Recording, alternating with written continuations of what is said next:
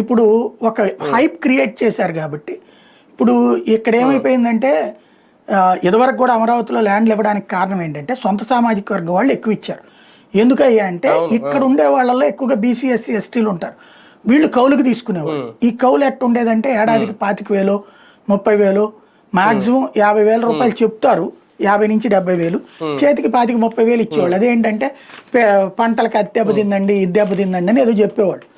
వీళ్ళు ఏంటి హైదరాబాద్లోను బెంగళూరులోను చెన్నైలోను విదేశాల్లోనూ బతుకుతున్నారు. అట్లాగే దాని మీద ఏడాదికి వచ్చే 50,000 రూపాయలు లెక్కేసుకునే కంటే రాష్ట్ర ప్రభుత్వానికి ఇచ్చేస్తే ప్రభుత్వం 1,200 గజాలు ఇస్తే అది 1 కోటి 1.5.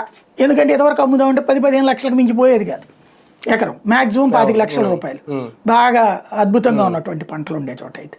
అప్పుడు అది కూడా కొన్నిచ్చేవాళ్ళు కాదు. వీళ్ళల్లో వీళ్ళు కాంప్రమైజ్ అయిపోయి అది బాగా ఇసుగ్గా ఉండేది వాళ్ళకి. వీళ్ళు ప్రభుత్వానికి ఇచ్చేస్తే 1,200 గజాలు 1,20,00,000 వేసుకోండి, దాంట్లో డబ్బులు వచ్చేస్తాయి.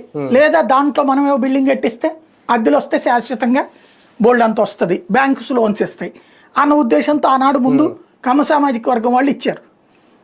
ఈ రైతు కూలీలు వీళ్ళు కౌలు తీసుకునే వాళ్ళ చేతుల్లోనే ఉండే ఆ భూములు.